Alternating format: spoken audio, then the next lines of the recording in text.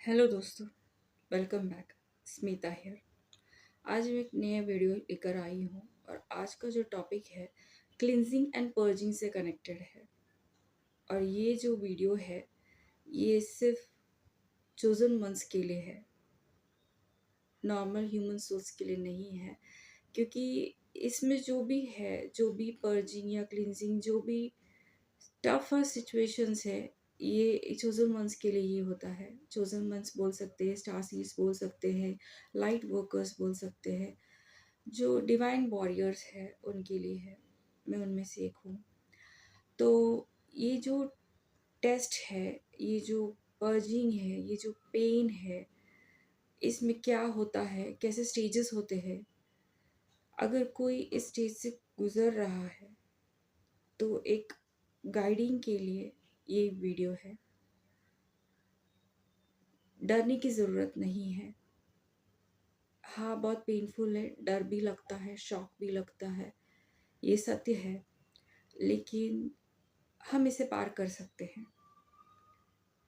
तो ये एक गाइडिंग है, अगर कोई इस जर्नी में है तो उनके लिए हेल्प हो जाएगा। तो हम देखते हैं कि मैंने क्या एक्सपीरियंस किया और कैसे कैसे एक्सपीरियंसेस से क्या क्या क्या था, कैसे कैसे स्टेजेस थे, सब कुछ देखेंगे और मैं उसके बारे में बताऊंगी। मैंने जो करंट सिचुएशन फेस किया है, इसको मैंने इसके पहले कई बार डिफरेंट डिफरेंट स्टेजेस पे फेस किया है, लेकिन ये जो स्टेज इस बार जो गुजरा था वो बहुत ही डिफ़िकल्ट था, बहुत लंबा था एंड बहुत पेनफुल था एकदम ही।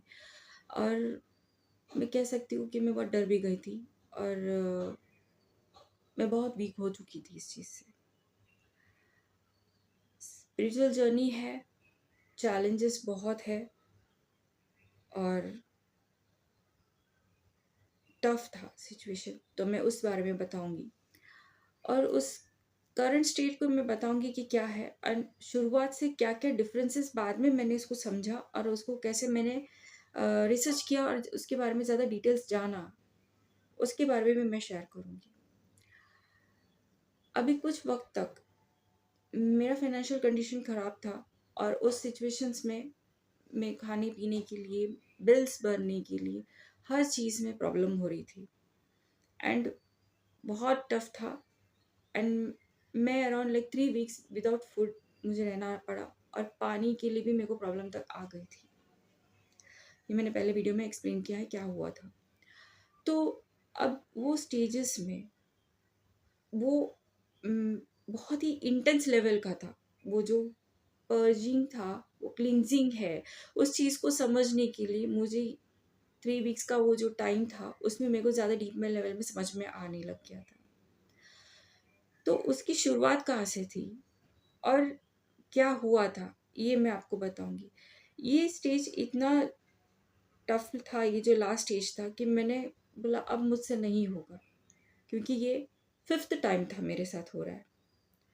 5 राउंड्स मैंने क्रॉस किए हैं and 5th was the difficult and the longest one अब तक के लिए। अब होगा या नहीं आगे, ये मैं नहीं बता सकती, क्योंकि ये डिवाइन के हाथ में है। मेरे लिए मैं बोल सकती हूँ मैं इससे आगे अब एट दिस प्रेजेंट सिचुएशन मैं नहीं बोल सकती कि मैं और लेना चाहूँगी।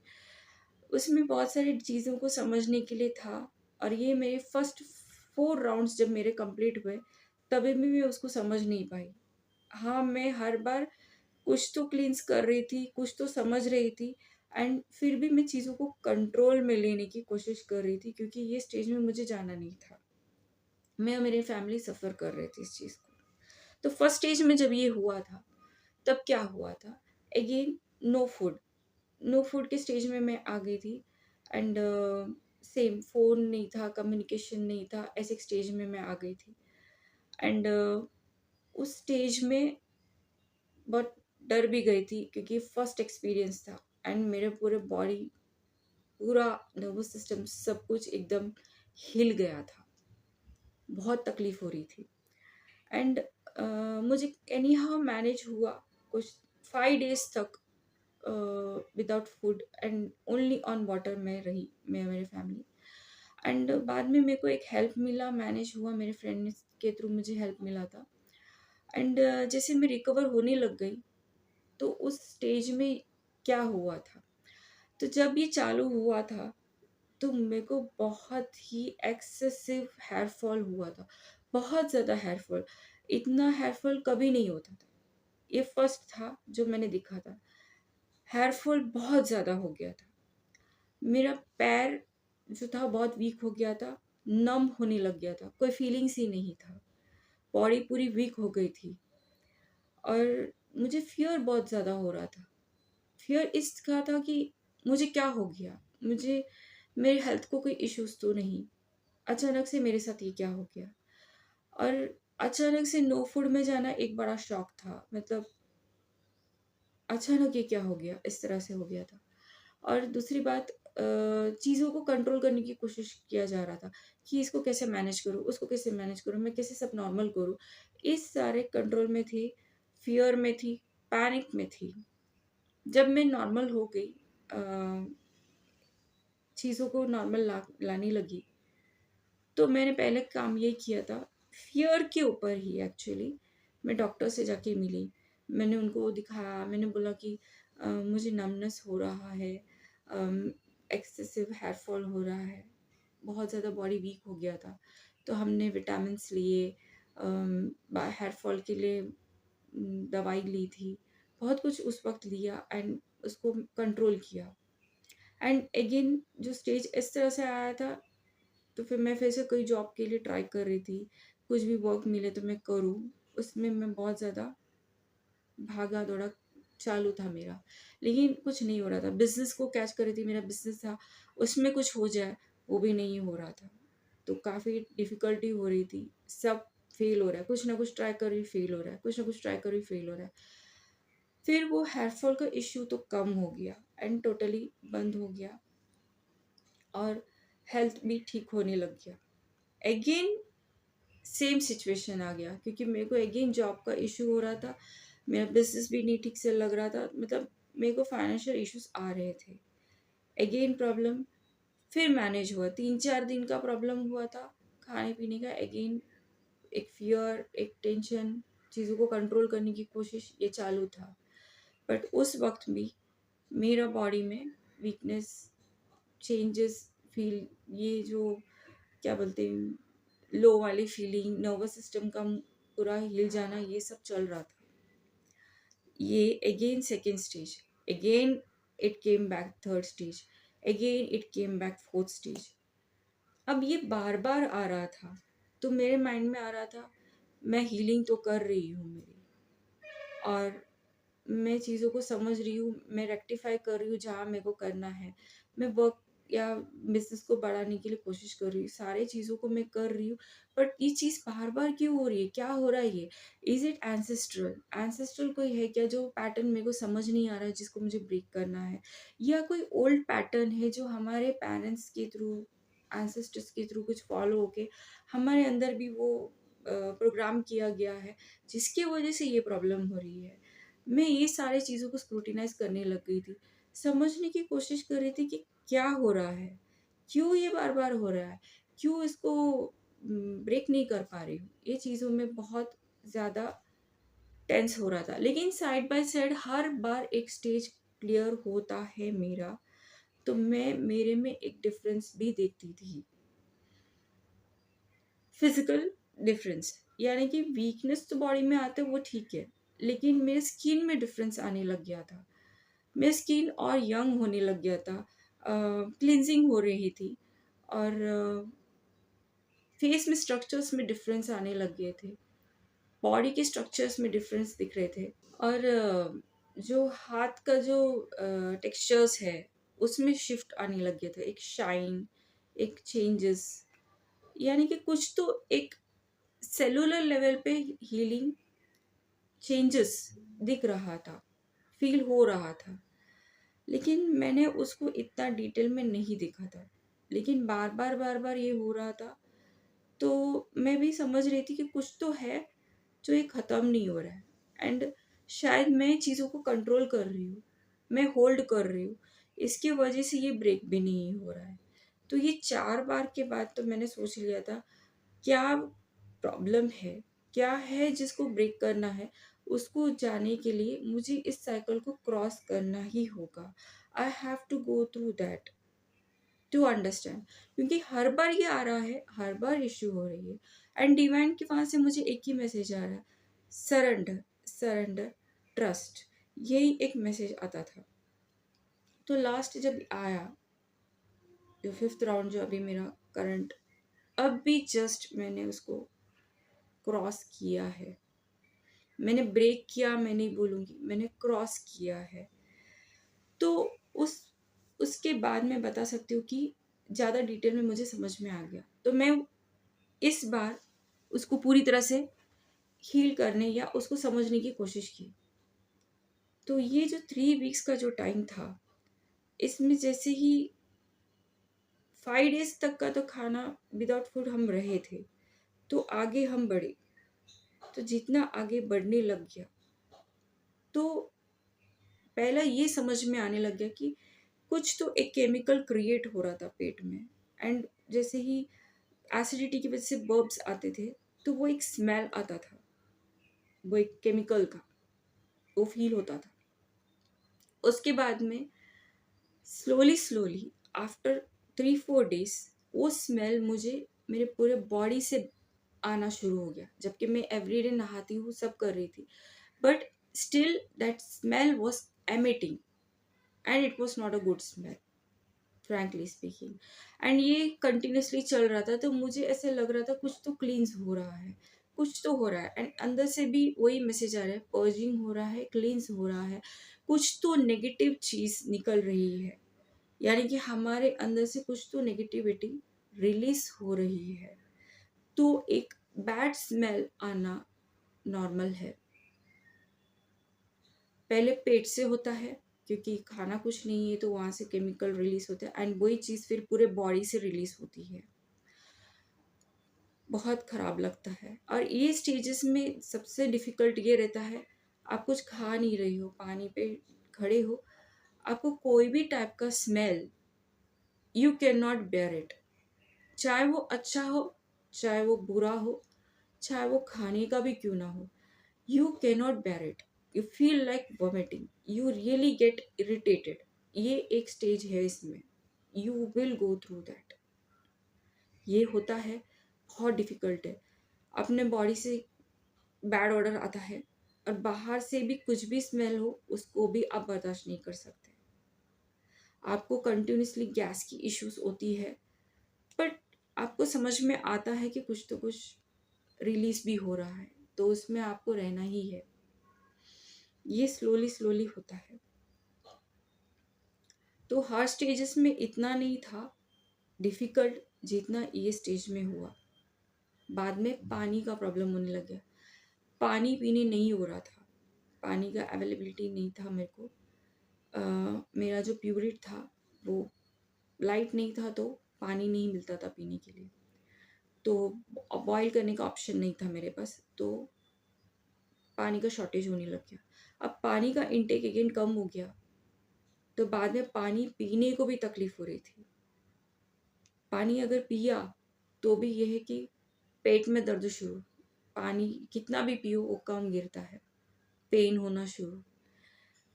You are going through so much intense pain at that moment. ये सारे स्टेजेस होते हैं, आपको खड़े रहने की ताकत नहीं रहती है, आप मैक्स टू मैक्स टाइम पूरे टाइम सिर्फ रेस्ट कर रहे हो, पानी पी रहे हो, रेस्ट कर रहे हो, you can not do anything else, you are just relaxing lying down, and ये सोते वक्त भी कुछ ना कुछ पर्जिंग एंड रिलीजिंग होता रहता है। ये सारे स्टेजेस को क्रॉस करते हैं। अब ये सारे चीज़ों को क्रॉस किया मैंने 3 वीक्स तक, उसके बाद में anyhow I manage to break it everything. Now when I am looking back to myself, खुद को देखती हूँ कि क्या डिफरेंस आया, या वो पर्जिंग था, उसको ज़्यादा डीपर में मैं तब समझ में आया मुझे जब मैंने खुद को देखा। मेरा स्किन और क्लीन हो गया पहले से, और सॉफ्ट और लाइट लग रहा है, जैसे कि एक छोटे बच्चे का स्किन हो जाता है, उस तरह से शिफ्ट हो रहा है। एंड मैं कोई भी केमिकल या बोल सकते कोई कॉस्मेटिक्स को यूज़ नहीं करती हूँ। ये जो भी हुआ है हीलिंग से ही हुआ है।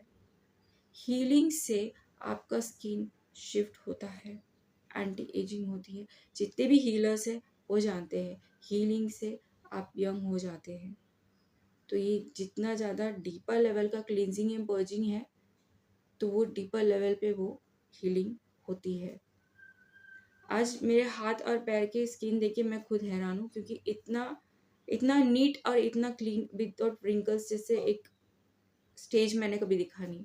It was looking like small 11 year या 12 ईयर गर्ल चाइल्ड के हाथ पैर कैसे होते उस तरह का एक टेक्सचर दिख रहा है, एक सॉफ्टनेस, एक ग्लो, एक ग्लिटर, दैट इज बहुत कुछ रिलीज हुआ है। इसका मतलब ये नहीं है कि सिर्फ ना खाने पीने से ये हो रहा है। ये क्लींजिंग एंड पर्जिंग ये स्पिरिचुअल लेवल का ही है, ये मैं आपको बताना चाहती हूँ। क्योंकि क्या होता है, मैंने मेरे बॉडी में देखा है, जब भी हम कोई टेंशन में रहते हैं, कोई थॉट्स रहते हैं, तो पेट में एसिडिटी की इश्यूज होती है। ठीक उसी तरह अगर कोई मेमोरी स्टोर है, कोई चीज़ आपको खा रही है, तो मेरे बॉडी में वो सबसे पहले आता है। क्योंकि बहुत सारा क्लींजिंग पर्जिंग हो चुका है मेरा, तो कुछ ना कुछ अगर मेरे थॉट्स या कोई भी चीज़ मुझे डिस्टर्ब करती है तो वो मेरे बॉडी पे दिख जाती है, मेरा बॉडी स्वेल होता है। तो जब तक वो रिलीज नहीं होता वो बॉडी में दिखता है। This is how you get connected with your body. And इतना डीपर लेवल का हीलिंग, इतना डीपर पेन, पर्जिंग, रिलीजिंग, ये जो एक्सपीरियंस मैंने जो अब किया था इस बार, आई कैन टेल यू, मुझे मेरे बॉडी से बहुत ज़्यादा प्यार हो गया। इतना प्यार मेरे को पहले कभी नहीं फील हुआ जितना आज हुआ। क्योंकि इतना पेन और इतना पर्जिंग रिलीजिंग में भी उसने पूरा पूरा सपोर्ट किया, बहुत सपोर्ट किया। हम कुछ समझे ना समझे, बॉडी ने सपोर्ट किया और आज तक सपोर्ट किया है। मैं तो पहले भी बोलती हूँ, इस बॉडी में हमने ब्रीथ किया है, जिया है, अपनी ज़िंदगी बहुत जिए हैं, बहुत कुछ एक्सपीरियंसेस देखे हैं। लेकिन इस एक्सपीरियंस के बाद मैं और कनेक्ट हो गई हूँ मेरे बॉडी से।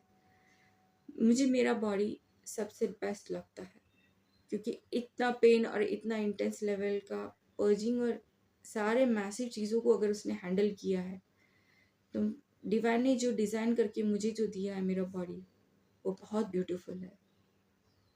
सो I am so grateful and so thankful to divine, and I'm so thankful towards my body कि इतना कुछ किया, इतना कुछ हुआ, उसके बाद भी सपोर्ट में है, स्टैंड में है, खड़ा है। जब कोई हेल्प नहीं था, मैं बाहर भी जाती थी, मेरा इतना हालत ख़राब हो गया था कि मैं उठ के चल नहीं सकती थी, मुझे एक सपोर्ट नहीं था। उस वीक कंडीशन में भी मैं एक जगह पे बैठी ही रही थी, सिर्फ रेस्ट ले रही थी कि मैं कब एनर्जी गेन करूं और मैं उठ के जाऊं, क्योंकि कोई हेल्प नहीं था। उस स्टेज में जब मैं बहुत वीक थी, वहाँ मैंने रेस्ट लिया, मैं बैठी रही, बहुत टाइम तक बैठी रही, half an hour to 1 hour तक भी बैठी थी मैं। उसके बाद मैं उठी, रीगेन किया और मैं चली। तो ये रीगेन भी कहाँ से आया, मेरे बॉडी ने ही मुझे दिया है। तो इतना जब सपोर्ट बॉडी दे रहा है तो कैसे प्यार ना करे इस बॉडी से। It's not possible. बॉडी से कनेक्शन ज़्यादा हो गया, खुद से कनेक्शन ज़्यादा हो गया। इस स्टेज में मैं सबसे ज़्यादा खुद से कनेक्ट हो रही थी। मेरे इंट्यूशंस बढ़ गए, मेरा डिवाइन से कनेक्शन बढ़ गया। जब भी मुझे तकलीफ हो रही थी, मैं इसे और हैंडल नहीं कर सकती, वो बोलते hold on, you can, surrender, let's move on, wait. इस तरह के मैसेजेस आते थे मुझे, एंड मैं उसी में ही आगे बढ़ती रही। मेरा इंट्यूशन में बहुत ज़्यादा कनेक्टेड ज़्यादा से ज़्यादा होगी।